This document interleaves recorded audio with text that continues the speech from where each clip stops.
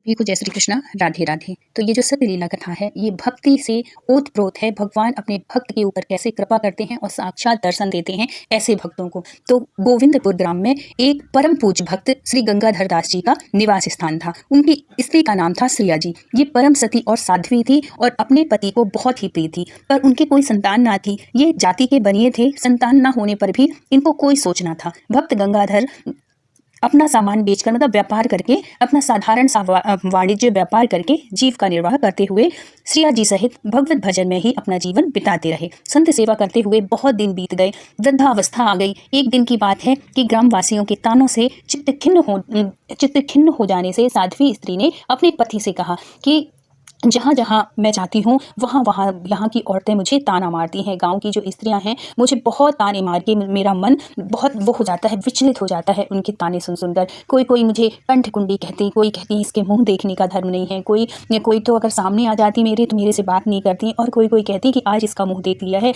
तो अब पता नहीं क्या अमंगल होगा। इस तरीके से मुझे ताने मारती हैं गाँव की औरतें, मैं क्या करूँ। बहुत रोई अपने पति से गले लगकर। तब दोनों ने एक विचार किया कि इसकी मुक्ति का एक ही उपाय है इससे दूर होने का, कि हम किसी बच्चे को गोद ले लें। अगर हम किसी बच्चे को गोद ले लेंगे तो हमको कोई इस तरीके से ताने नहीं मारेगा और हम निसंतान नहीं कहलाएंगे, क्योंकि हम बच्चे का पालन पोषण करेंगे।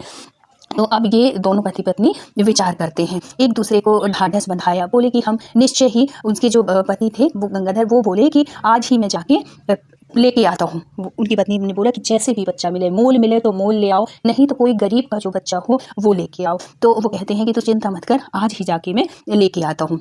कुछ रुपए लेकर वे वहाँ से गए बच्चे लेने के लिए। अब क्या होता है कि गए तो वो बच्चा लेने के लिए थे, लेकिन जहाँ वो जा रहे थे बाजार में, जैसे ही वहाँ पे वो पहुँचे तो एक बहुत ही अच्छी सुंदर सी एक दुकान दिखी, जिसमें कि भगवान श्री कृष्ण लड्डू गोपाल की बहुत ही सुंदर सुंदर छवियाँ वहाँ पे रखी हुई थी। अब वो उनके मन में ये विचार आया कि मैं दुनिया के उसमें पढ़ के क्यों वो करूँ, अगर मैं भगवान को ही अपना पुत्र मान लेता हूँ तो यहाँ भी मेरी सुधरेगी और मतलब कि लोक और परलोक मेरा दोनों सुधर जाएगा और हम दोनों को मुक्ति मिल जाएगी, अगर हम भगवान श्री कृष्ण को ही अपना बेटा मान लें। तो अब वो क्या करते हैं कि वो वहाँ से विग्रह खरीद लेते हैं श्री कृष्ण भगवान का। अब प्रतिमा लेकर घर आए और श्रिया जी को वह विग्रह देकर कहा कि इसकी अच्छी सी सेवा करना तुम, इससे इस लोक में भी निर्वाह होगा और परलोक में भी मुक्ति मिलेगी, परलोक में भव बंधन से मुक्ति मिल जाएगी। देखो प्रिय, इन्हीं कृष्ण से यशोदा माई ने पुत्र भाव रखकर अपना उद्धार कर लिया था। ब्रह्मादि देवता भी इन्हीं का भजन करते हैं। इन प्रभु को छोड़कर जीव का उद्धार करने वाला दूसरा कोई नहीं है। अगर हम किसी पुत्र को भी लेके आते हैं तो क्या पता वो भविष्य में वो कैसा निकलता है। हम जिस सुख की वजह से लाते हैं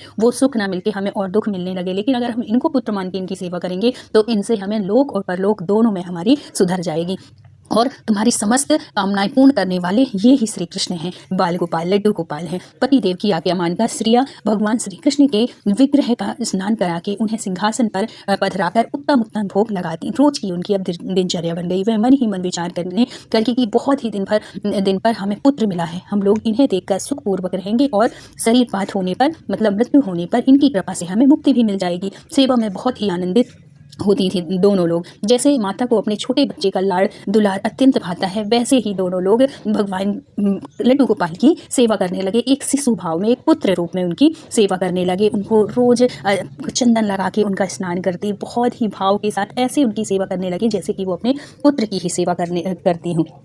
माता जैसे लाडले शिशु की सेवा करती है, ठीक उसी प्रकार वे प्यारे शिशु श्री कृष्ण की लड्डू गोपाल की सेवा करने लगी। ठीक यही दशा भक्तिमती श्रिया जी की थी, जो माता यशोदा की थी और मैया कौशल्या की थी। जैसे वो अपने पुत्रों की सेवा करती थी, वैसे ही श्रिया जी का भी जीवन चलने लगा। जो द्रव्य प्राप्त होता उसे पहले पुत्र को निवेदन करते, तब भक्त दंपति भोजन करते। बिना अर्पित जल तक छूते ना थे, पीने की कौन कहे। भक्त गंगाधर जी का जो वात्सल्य श्रिया जी से भी कहीं अधिक था।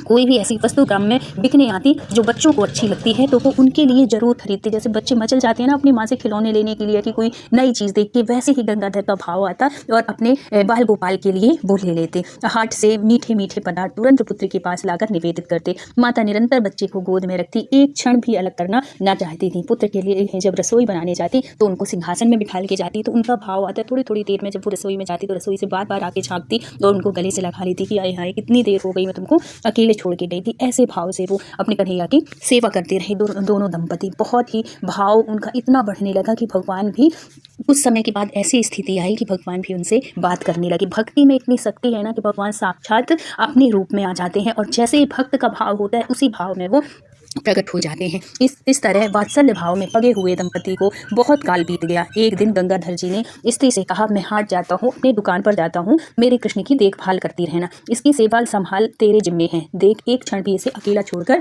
कहीं मत जाना। ऐसा कहकर उन्होंने पुत्र से भी किसी प्रकार वात्सल्य भरे स्नेह पगे वचन कहे और उसके चरणों में चित्त देकर अपने दुकान के लिए, अपने व्यापार करने के लिए गए। थोड़े ही दिन बीते थे कि पुत्र वियोग में उनका चित्त, क्योंकि वो बाहर गए हुए थे व्यापार के काम से, इस शहर से दूसरे शहर, उनका चित्त अत्यंत व्याकुल होने लगा। एक एक क्षण कल्प समान बीतने लगा। उसके और वियोग से चित्त अत्यंत क्षुब्ध रहता। अतएव उन्होंने बहुत शीघ्रता की और कुछ अपूर्व फल, मिष्ठान, पकवान जो गोविंदपुर में नहीं मिलते थे लेकर घर लौट चले।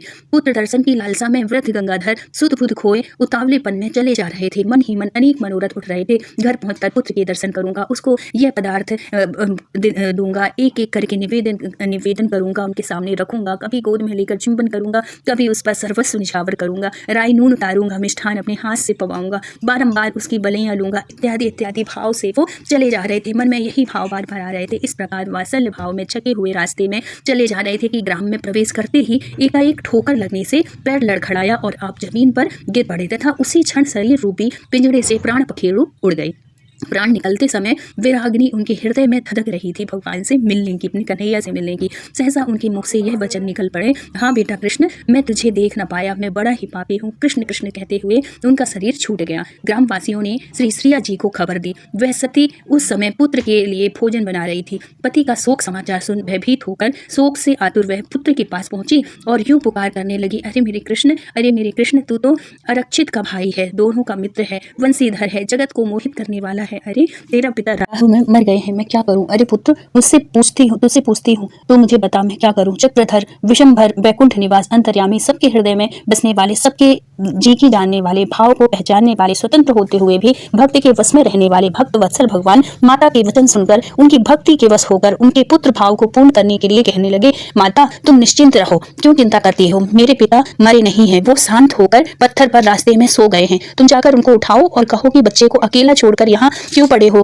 चलो लल्ला बुला रहा है। पुत्र के वचन सुनते ही वह पति के पास गई। देखा कि उनके शरीर में प्राण नहीं है, पर क्या करती, कृष्ण की आज्ञा थी, इसलिए उनके मस्तक पर हाथ रखकर कहने लगी, प्राणनाथ, मैं पुत्र को अकेला छोड़कर यहाँ चली आई, मेरे साथ कोई नहीं है, अब तुरंत चलिए, वहाँ पुत्र अकेला है। देखिए हम लोगों की तो पुत्र सेवा ही सर्वस्व है। यह सुनते ही वह इस तरह उठकर बैठ गए जैसे कोई सोकर उठा हो। आंख मिलते हुए उठ बैठे और पूछे, बताओ तुम यहाँ क्यों आई? मेरा लाल कृष्ण कहाँ है? उसे अकेला कहाँ छोड़कर आई हो? उसने सब हाल बता दिया। तुरंत ही दंपति कृष्ण कृष्ण स्मरण करते हुए पुत्र के पास आए। गंगाधर ने सबसे पहले सब फल मिष्ठान पुत्र को निवेदन किया। पुत्र के दर्शन पा वह आनंद से फूले न समाते थे। उस निरति से आनंद में दंपति देह सुध भूलकर पुत्र को गोद में ले लेकर उसका मुख चूमने लगे। भक्त दंपति एक से एक गोद में पहले एक लेता, फिर दूसरा ले लेता, फिर एक लेता, फिर दूसरा ले लेता, बार बार हृदय से लगाते, प्यार करते, हृदय से लगाते लगाते अब वे दोनों पुत्र की पहले से कोटि गुना अधिक सेवा करने लगे। जितनी पहले करते थे उससे कहीं लाख गुना। रात्रि में जब शयन का समय आया, वात्सल्य में विहल होकर भक्त गंगाधर कहने लगे, ये मेरे लाल, हे मेरे लाल, तेरा वियोग मुझसे सहा नहीं जाता। पेट की ज्वाला ऐसी प्रबल है कि बिना उसको आहुति दिए काम नहीं चलता। भोजन बिना रहा नहीं जाता और उसके कारण बाजार जाना और व्यापार करना ही पड़ता है, बाहर जाना ही पड़ता है। पिता के वचन सुनकर अंतर्यामी भगवान मुस्कुराकर कहने लगे, पिताजी आप चिंता न करें, देखो भक्ति में कितनी शक्ति है कि मूर्ति भी बात करने लगती है, साक्षात उसमें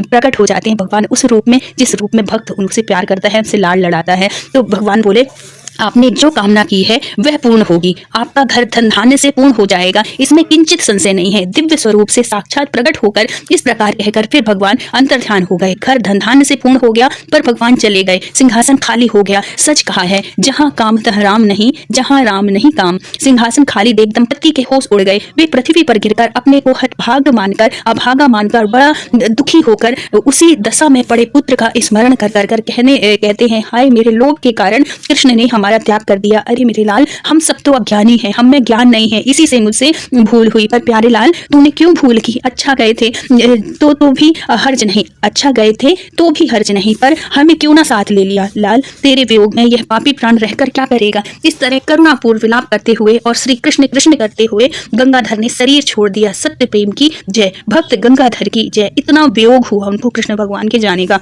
पति ने शरीर छोड़ दिया, यह देख श्रिया ने उसके शरीर को गोद में ले लिया और पुत्र का स्मरण करते हुए सोचने लगी कि मैं भी ये क्षणभंगुर देह रखकर क्या करूंगी? सती धर्म का अनुकरण कर सवेरे ही सती हो जाऊंगी। सोच में निमग्न रात बीती, सवेरा हुआ, उधर उसने सारा धन लुटा दिया। जितना भी धन वैभव भगवान की कृपा से रातों रात हो गया था, वो सब कुछ उन्होंने श्रिया जी ने लुटा दिया, सबको एक तरफ से दान दे दिया।